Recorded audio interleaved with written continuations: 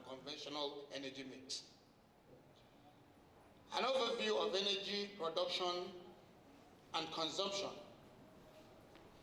Nigeria's total primary energy production as of 2016 was 5.7 quadrillion BTU, a world ranking of 21, while our total primary energy consumption was 1.7 quadrillion BTU, a world rank of 44.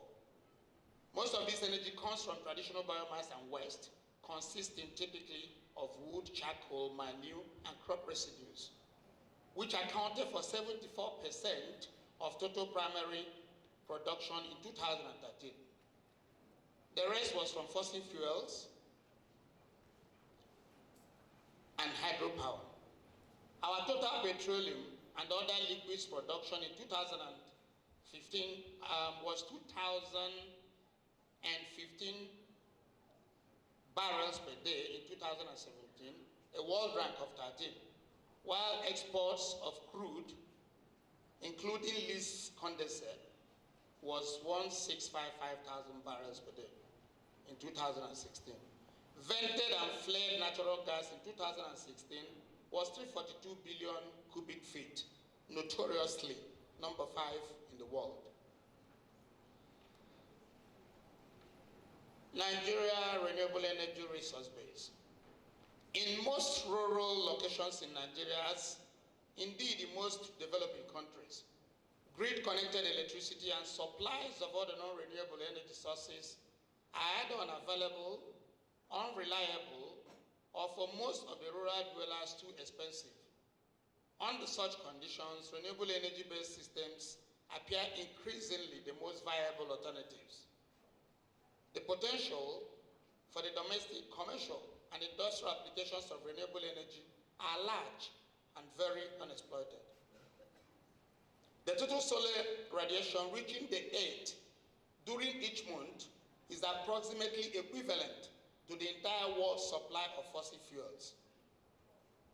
From a thermodynamic consideration only, the Earth's solar energy potential is enormously greater than our entire current energy requirement.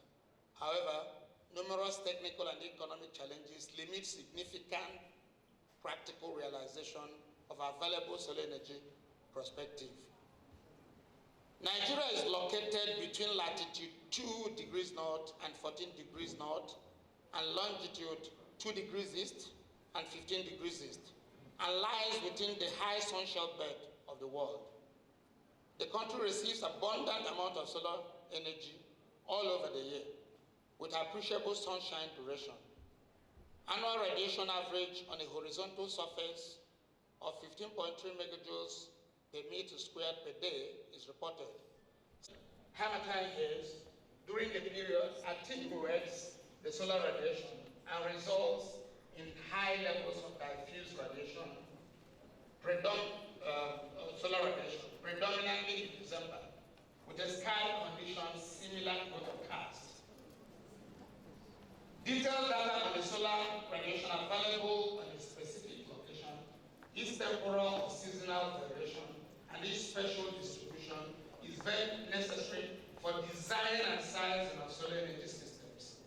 In Nigeria, there is no systematic measurement of solar radiation to determine its availability and distribution. These are only very accurate and uninterrupted measurements, and these are usually over short periods of time.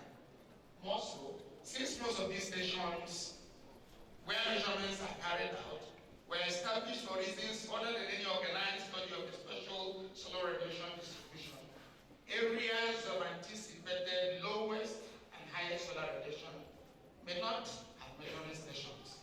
Solar radiation measurements require usually very sophisticated and expensive instrumentation and well-trained personnel, thus rendering the establishment of measurement stations in remote and rural locations prohibitive. Characteristically, conversion of solar radiation into useful energy employs either direct conversion of photons in the appropriate wavelength range of the spectrum to generate electricity using photovoltaic conversion, or uses the thermal component of the radiation spectrum.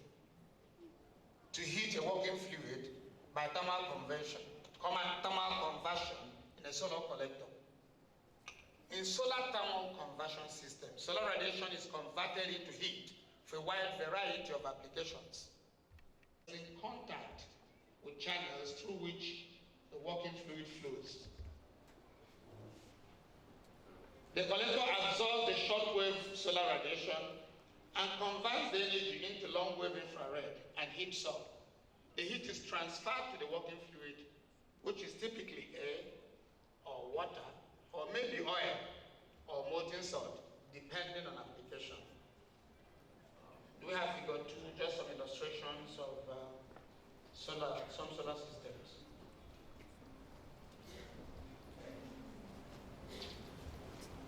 In solar photovoltaic application, solar energy is converted directly into electricity by an electronic solid-state process of the principle of photoelectric effect. Photovoltaic systems are becoming increasingly attractive as viable alternatives for electricity supply, particularly in rural, remote, and isolated locations. They offer a unique attraction compared to other power generation technologies because the solar radiation is converted directly into electrical power. No moving parts and no specific thermal stresses are involved. Consequently, they operate without noise and can offer tremendously high reliability, low maintenance requirements, and a long lifespan. Owing to the principle of conversion process, photovoltaic systems can utilize direct as well as diffuse radiation, making them readily adaptable to applications in locations with high diffuse radiation ratios. A significant advantage of the photovoltaic system is that because the PV cells are assembled in models, they lend themselves readily to a wide range of system sizing. This flexibility permits a wide variety of applications from specific appliance low load demands to large-scale off-grid supply and grid integration. Contingent upon application. A photovoltaic system typically may incorporate a number of all the components illustrated in figure 3. Unfortunately, the power installations are anticipated, but grid integration has not even been conceptualized. PV take-up still remains low with long payback times. Generally, application areas at present are dominated by standalone systems. These are primarily for rural and household electrification, water pumping, street lighting, traffic lights, telecommunications, and for device-integrated consumer applications. The major drawback of PV systems include their high specific initial installation cost. The cost of PV electricity currently is still too prohibitive for general grid-connected applications, but for specific big power applications and local grid support, it approaches cost effectiveness. Other limitations include a prolonged exposure to excessive temperatures would also reduce drastically the expected lifespan of the PV panels. All PV applications are very load design specific. Consequently, they have low tolerance to system overload or output reduction. Accurate sizing of load to panel output are critical to performance of PV installations. Thus, PV panel output reduction of between 25 and 30%, as is regularly the case in the tropics, would critically affect installed performance and battery life, as the design output required to recharge the battery may have been considerably reduced. I watched a documentary on PV installations for water pumping near a stream, and people go to the stream to wash their clothes, and they spray it on the panels. You can imagine how those kind of things will work. Wind energy. Wind energy is a form of energy, form of solar energy. Wind is caused by the uneven heating of the atmosphere by the sun, variation in the Earth's surface, and rotation of the Earth. Wind is the movement of air across across the Earth's surface affected by areas of high and low pressure. Wind power, which describes the process by which wind is used to generate electricity, employs airflow through wind turbines to convert the kinetic energy in the wind into mechanical power, which is utilized conventionally to do work, like milling and water pumping, or employed to turn electric generators to convert the mechanical power into electricity. Wind farms consist of a bank of individual wind turbines connected to electric power transmission network. Onshore wind is a cheap source of electric power, competitive with, or in many places cheaper than coal and gas plants. They do, however, have an impact on the landscape as they characteristically are spread over more land than other power stations and need to be built in remote, wild and rural areas, which may lead to habitat loss. Wind is steadier and stronger offshore than onshore. More so, offshore farms have less visual impact, but construction and maintenance costs are considerably higher. Wind is an intermittent energy source, thus does not lend itself readily to electricity provision on demand. Consequently, wind must be used with batteries or supplementary electrical power sources to give a reliable supply. Because wind energy is site-specific, accurate mapping of wind speed data is absolutely necessary in design and location decision of wind farms. Wind speed data is frequently unavailable in Nigeria. Table 1 shows the wind energy producing countries, the major wind energy producing countries. And the wind power penetration in world electric power integration is also shown in table 2.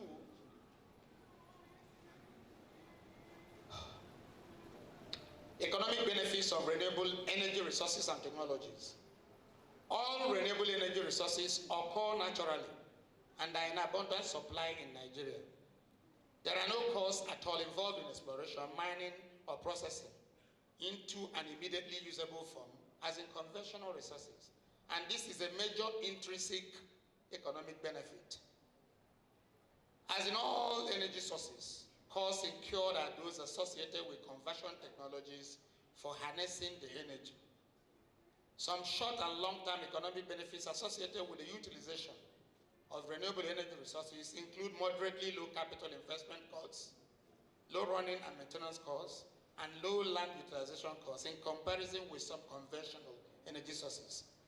For most thermal conversion technologies, example in low temperature applications as in space heating, etc., in medium temperature applications as in crop drying, water heating, water distillation, etc., the costs involved in fabrication of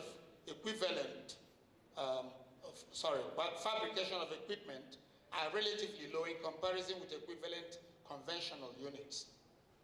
Even higher temperature applications, as in steam generation for turbines for large-scale power generation, where solar thermal technologies have already been technically proven, the totality of installation costs are competitive.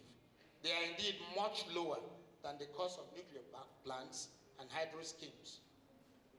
With popularization and increase in market demand, economies of scale would significantly reduce the unit cost of most solar thermal appliances.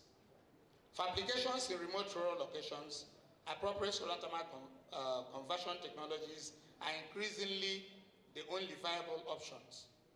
Photovoltaic systems also are becoming increasingly attractive as viable alternatives for electricity supply, particularly for rural, remote, or isolated locations. For specific peak power utilization and local grid support, PV systems are increasingly becoming cost-effective. Because of the modularity in the manufacture of PV cells, they are readily amenable to a wide range of system sizing, and this flexibility allows a wide variety of specific applications. I mean, we have PV calculators, small fans, I mean, you can't use conventional energy in that kind of sizing. This is a major economic consideration since PV systems become economical for numerous small-scale applications. With increasing shift to rational pricing of electricity in Nigeria, PV systems will become very competitive alternative to conventional supply. Environmental benefits of renewable energy. I thought I could define some concepts, but I will assume those definitions. I think they are on the board, so that I can save pretty time.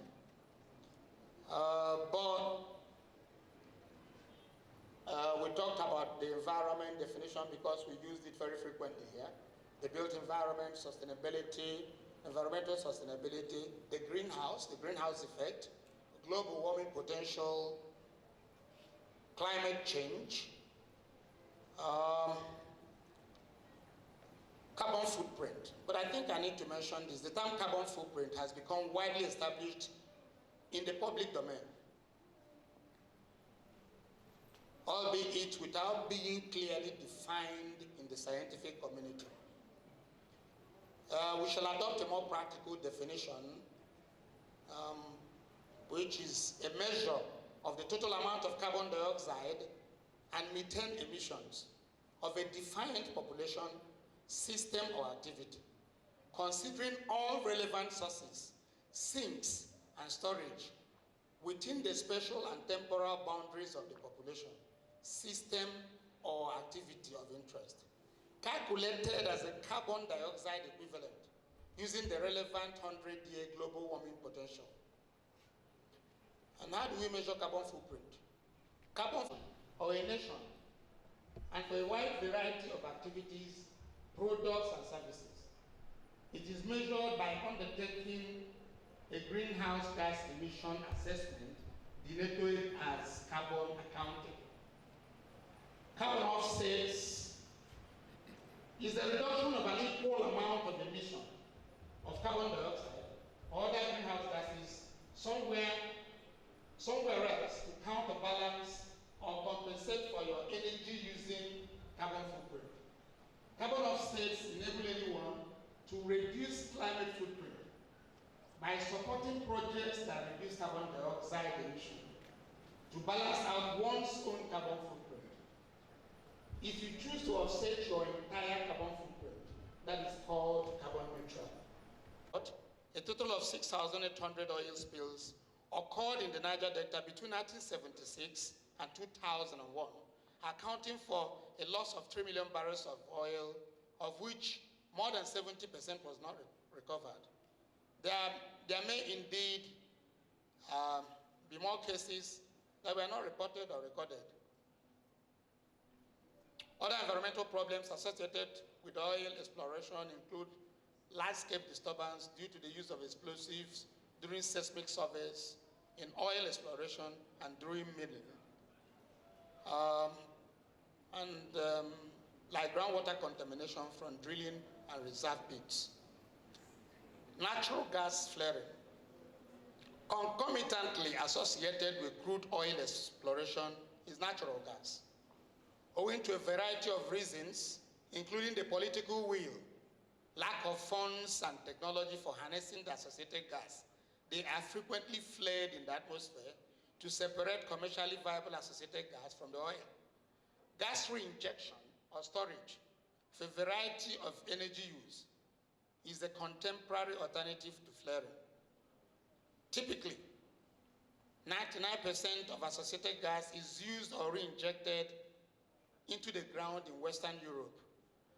Data on gas flaring in Nigeria are notoriously unreliable. Nigeria flares more gas, more associated gas than any other country in the world. Gas flaring in Nigeria began simultaneously with oil extraction in 1960s by Shell BP. It is estimated that of the 3.5 billion cubic feet of associated gas produced annually, about 70 to 75% is wasted by flaring. This amounts to 2.5 million cubic feet, 2.5 billion cubic feet, which is about 25% of, say, UK's total natural gas consumption, and 40% of Africa's gas consumption in 2001. Nigeria may be wasting close to $2 billion per year by flaring associated gas. Coal mining. During the mid-1960s, coal was the dominant commercial energy source. The 30 megawatts Oji thermal power station, rail locomotive engines, several industrial heating, cooking, and various other domestic heating depended on coal. Land surface devastation, land subsidence, deforestation, and water table contamination are the foremost ecological hazards linked to coal mining. The major atmospheric pollutant emitted during the burning of coal is sulfur dioxide and also carbon dioxide. Coal utilization in Nigeria became considerably reduced during the early 1970s after the Civil War, with the closure of the Oji power station and with the replacement of coal with diesel engines by the Nigerian railways.